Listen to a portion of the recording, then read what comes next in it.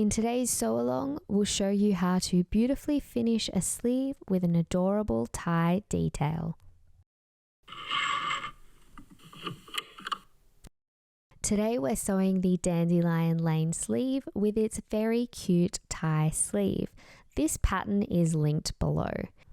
Even if you're working with a different pattern, you can still use this method to sew your sleeve tie detail. Let's begin. With right sides together, fold your tie lengthways, aligning your notches. Pin from the leftmost notch to the tie's end and from the rightmost notch to the other end. The middle area between those notches won't be pinned, but if you like, you can put a holding pin in the center of the tie. Lightly pressing the tie helps maintain its position during the next sewing steps. We will be sewing the pinned ends of the tie with a 1 cm or 3/8 of an inch seam allowance. If you're new to sewing, we suggest marking a guide using an iron-off pen. Friction pens are our favorite for this. At the machine, start sewing from the notch markings. Make sure the raw edges of the tie are in line with the 1 cm or 3/8 of an inch marking on your machine, and be sure to backstitch. Keep sewing all the way to the tie's end using the guide for the curves. Once at the end, backstitch carefully. Alternatively, you can sew beyond the end and secure the threads with a double knot. After sewing, trim the seam allowance to 0.3 cm or 1/8 of an inch on the sewn end. When it comes to the notches, cut upwards, leaving the triangles in place. Between the notches, the area that you did not sew, fold the fabric edges back by 1 cm or 3/8 of an inch and give it a good press. It's now time to turn the tie right side out. Begin by pushing out the tie ends using a blunt tool to get a defined tie tip. Then roll the sewn seam of the tie to the outside edge and press it in place. Finally, press the middle section of the tie, ensuring it is evenly folded lengthways. The sleeve you're adding the tie to should have a keyhole cutout which is needed for the tie.